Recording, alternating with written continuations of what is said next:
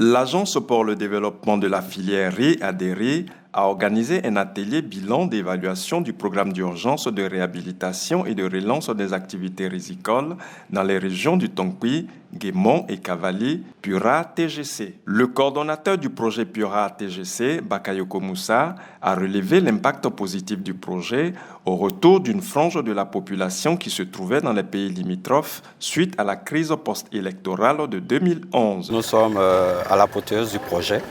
Il était vraiment important, avec tous les bénéficiaires, les parties prenantes du projet, de faire un bilan après ces années de mise en œuvre et voir quels sont les acquis et quelles sont les améliorations et quelles sont les corrections à apporter dans le cadre, dans la perspective d'une seconde phase.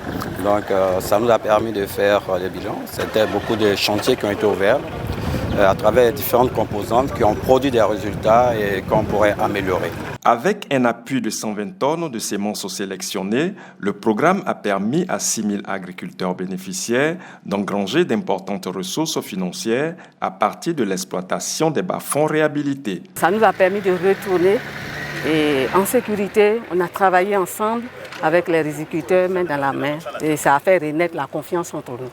Et ces mêmes bas-fonds, ces terrains qui ont été réhabilités, ont aidé les uns et les autres. D'autres ont pu faire d'autres produits agricoles, c'est-à-dire quand ce n'est pas le riz, on met le gombo, on met les autres produits. Et cela accroît, n'est-ce pas, le revenu du planteur.